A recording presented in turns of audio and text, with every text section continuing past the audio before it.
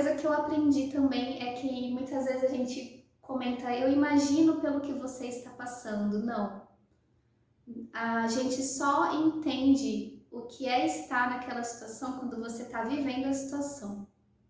Então, eu acho que a melhor coisa que dá pra gente fazer quando vê alguém passando por um câncer é simplesmente acolher a pessoa e oferecer o seu apoio verdadeiro mesmo.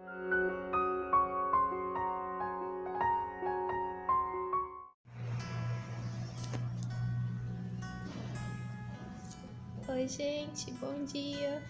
Acordei bem, não tô com dor, só na hora que eu levanto ou deito na maca. Passei bem a noite, dormi mais agora no fim da noite pro começo do dia, mas tá tudo bem, tá? Não tô chorando não, meu olho fica lacrimejando.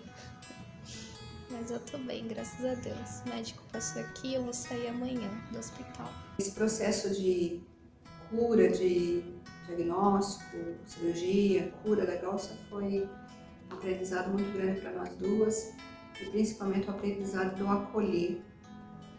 Às vezes o que as pessoas nos dão e o que a gente pode dar para outra pessoa são coisas tão pequenas, mas que naquele momento tem um valor tão grande, porque você está carente, você está preocupada, você está meio que anestesiada, você se preocupa com tantas coisas, com o lado financeiro, você se preocupa com o lado de alimentação, o lado de você estar bem. Então, tudo que vem, quando é feito de coração, ele faz uma diferença muito grande, muito grande. A minha cirurgia foi na terça, dia 2.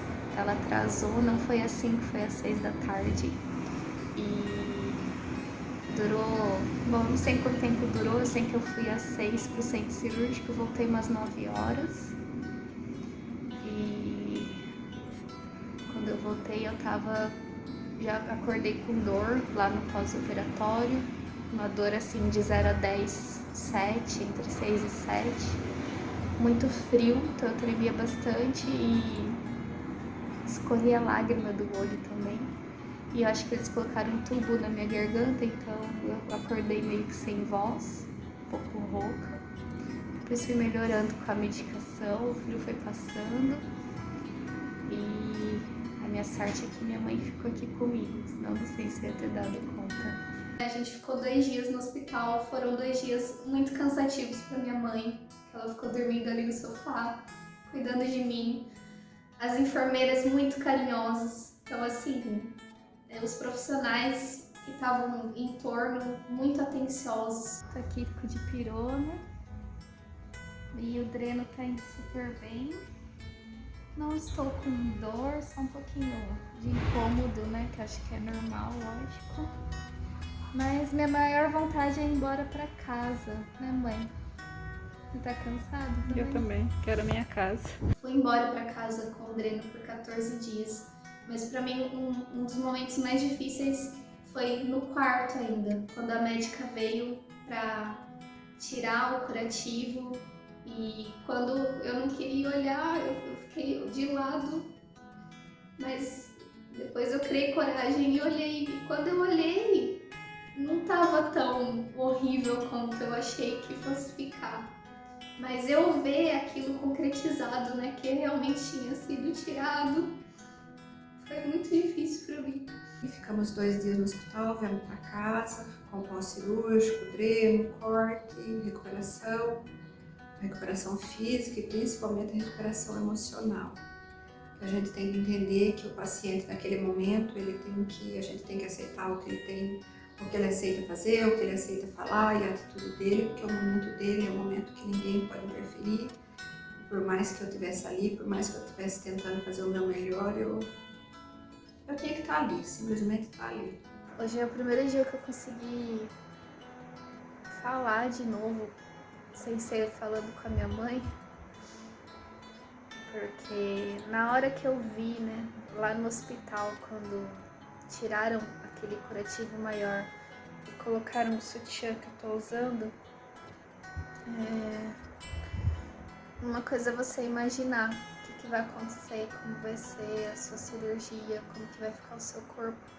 Outra coisa é você ver. Ontem eu fui lá no Dr. César trocar o curativo, tava apreensiva, com medo de sentir dor, realmente doeu, a pele tava muito sensível, mas a enfermeira que tirou e que pôs o novo curativo foi super cuidadosa. Nisso eu não tenho o que falar. Nossa, tô sendo muito amparada, sabe? Muito bem cuidada. E fiquei dolorida ontem o dia todo, mas ele me liberou para tomar banho, então para lavar, né, o corpo todo. Antes eu tava tomando só da cintura para baixo. E eu tava com medo de novo hoje, né, de manhã, porque eu fiquei com medo da água me machucar, de eu sentir dor de novo, a mesma dor que eu tinha sentido. E não senti. Fiquei 14 dias com o dreno, como eu falei, e na hora de tirar o dreno também foi um momento um pouquinho chato, porque foi um pouco dolorido. Aliás, no meu caso foi bastante dolorido o momento de retirada do dreno. Pouco mais de 15 dias da cirurgia. Acabamos de passar aqui com o Dr. César e aqui tá o resultado da minha da biópsia da peça, da parte que foi tirada da mama e assim, deu múltiplos carcinomas, mas estavam todos in situ e os linfonodos estão livres, então graças a Deus não vou ter que fazer quimioterapia, né, amor? Graças a Deus não vou ter que fazer quimioterapia e foi um grande alívio, né? Sim, com certeza. A Gláucia teve um carcinoma ductal in situ muito jovem, que recidivou ainda na idade jovem. Graças a Deus recidivou ainda com um carcinoma ductal in situ. Poderia ter voltado como um tumor invasor, um câncer invasor. E felizmente isso aconteceu como in situ. E o tratamento foi um tratamento bastante radical em termos oncológicos. E ela tem tudo para estar curada. Então, carcinoma ductal in situ, com esse tipo de tratamento, a paciente fica curada. Acabei de chegar da minha sessão de fisioterapia, passei com uma especialista em oncologia, que senti assim que foi muito bom para mim, tive a experiência de ser paciente, né? Olha só. E é interessante porque gera ainda mais empatia, né? Eu percebo isso, que eu consigo me colocar ainda mais no lugar de quem eu atendo, que chega até mim com uma dor, com uma queixa. Deixa eu aproveitar que eu tô aqui no meu quarto para mostrar para vocês as fitinhas que eu fui colando no meu guarda-roupa. Então, eu ia colando aqui para ir marcando a evolução do meu alongamento do braço do lado que foi feita a cirurgia. Por isso que a gente não pode desistir, gente. Então, por exemplo, aqui era o alongamento de abdução, né, lateral. Eu comecei aqui e eu fui subindo, fui ganhando alongamento ao longo do tempo que eu fui fazendo. Na cirurgia foi posto um expansor e eu vi que muita gente não sabe o que é expansor, não tinha a menor noção. E o expansor é uma espécie de bexiga, entre aspas, que é posto e isso vai sendo enchido com soro fisiológico para a pele ir se formando, né, e crescendo ao redor para depois você poder fazer a reconstrução. Então, no meu caso, o tratamento seria esse. E hoje eu comecei a expandir a pele, né, expandir o seio.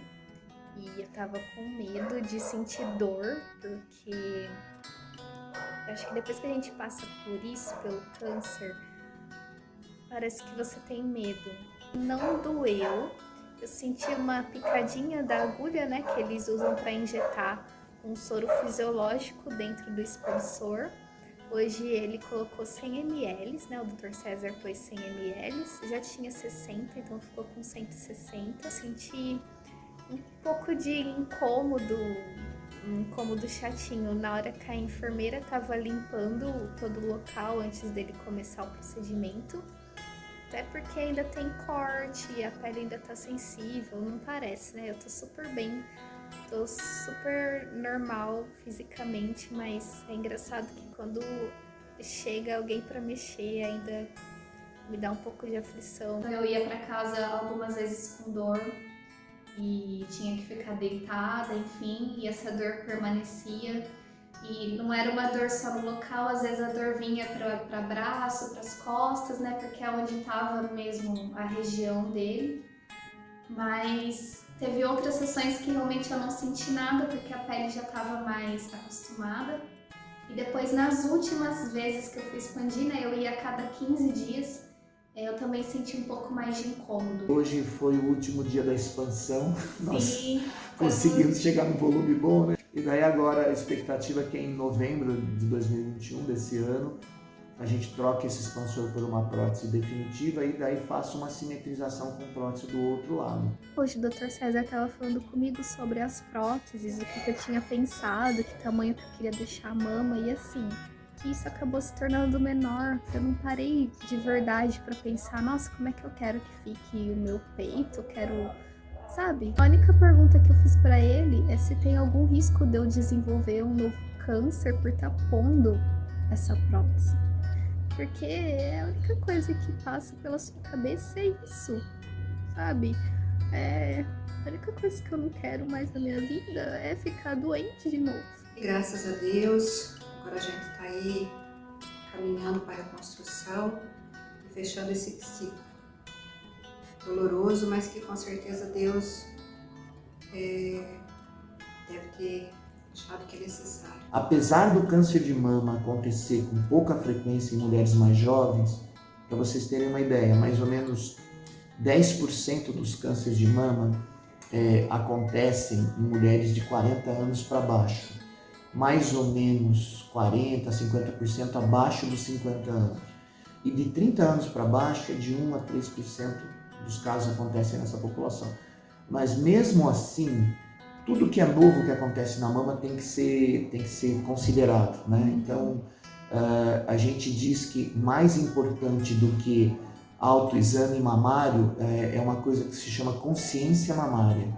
É você estar atenta a situações de nodulações, alterações de forma, simetria da mama.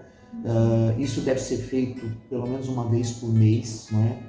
Nas mulheres que ainda menstruam, o ideal é que isso seja feito entre o 8º e 14º dia depois que menstruou. E nas mulheres na pós-menopausa, uma vez por mês, né? Independente da data. E além disso, dessa atenção em se autoexaminar e ter essa consciência de alterações que possam ocorrer, né? Olhando-se no espelho durante o banho, procurar um médico, né? Sempre. Então, se você puder ter um mastologista, que é o médico que cuida da mama, que é o especialista da mama, junto desse acompanhamento, é sempre importante, não é? E eu sempre pedir que, na impossibilidade de ter o mastologista, que o ginecologista, né, faça o exame das mamas, porque qualquer alteração aí, ela é importante de ser investigada. Quero deixar esse convite, né, para as pessoas que estiverem passando pelo que a Gláucia passou, e ainda passa, né, com a reconstrução, que procurem psicoterapia. Psicoterapia não precisa ser para a vida inteira. Psicoterapia hoje em dia tem, né, vários valores. Eu mesma trabalho numa instituição que a gente tem valor social, então procurem institutos que têm mais de um psicólogo e que podem fazer esse trabalho social tão relevante. Eu falo assim, que a Gláucia, por tudo isso que ela viveu, ela não perdeu a meiguice dela, ela não perdeu o sorriso, ela não perdeu a doçura dela. Teve momentos difíceis, eu não vou dizer que foi tudo, nossa, 100%. Lógico, o ser humano é assim, tem dias bons e tem dias não bons.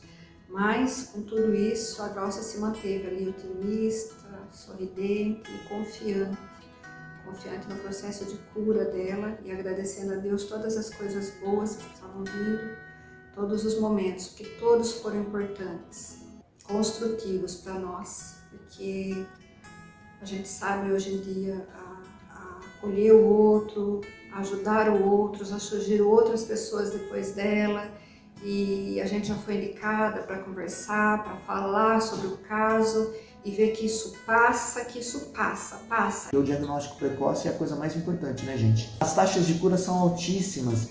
E a partir do momento que a gente tem essa consciência, busque, né?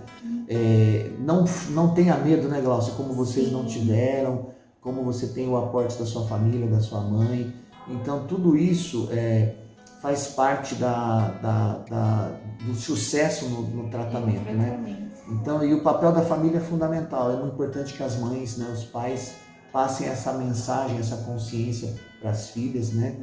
porque realmente essa que é a forma que a gente batalha, a gente consegue realmente o sucesso em relação a tudo isso. Tá? A reconstrução ainda vai ser feita, né? Vai ser feita ainda esse ano. Eu quero trazer aqui também, mostrar um pouco de como vai ser todo esse processo, mas eu acredito muito que passou, né? Que agora é vida nova e eu agradeço muito o apoio da minha mãe, da Carol, do Dr. César. Não aparece aqui no depoimento, mas a Marisa também é minha terapeuta na parte da radiestesia e me ajudou muito. Teve assim, um papel importantíssimo também nesse caminho todo, nessa caminhada que eu tive, esse processo de cura, né? E todas as pessoas que me acolheram, que me apoiaram, que deram o melhor que elas tinham, também foi fundamental e eu agradeço muito.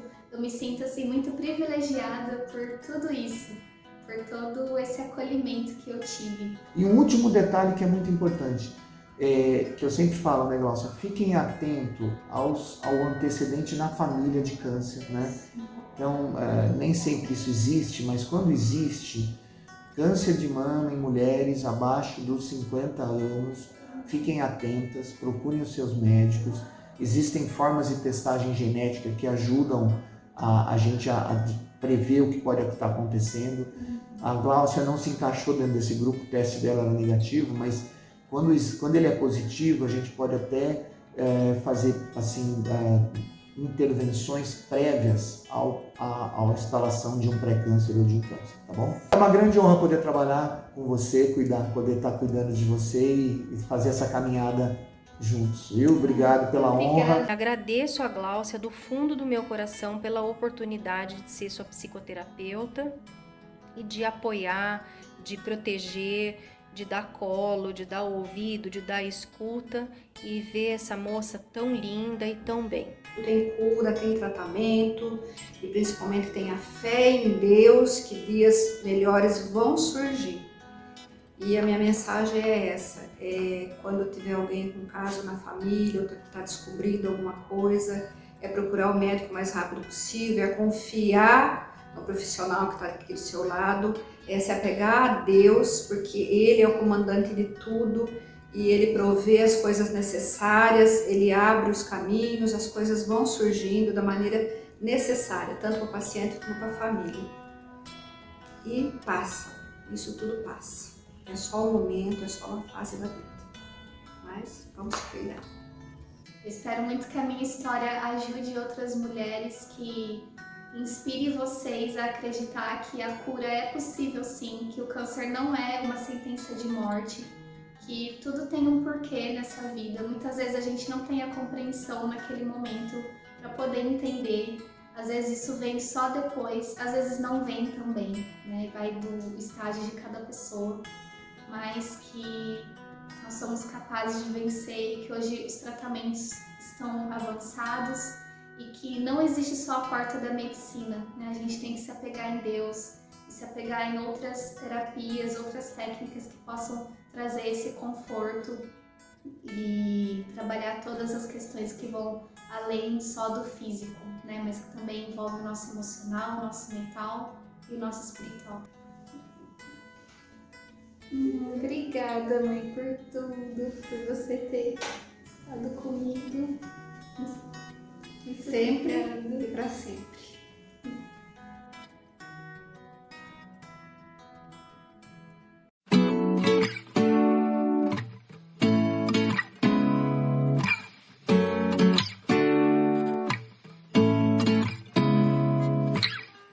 Seeing eyes of mine, what do you feel beside? I don't know where we're gonna fly like you did sometimes. Seeing eyes of mine.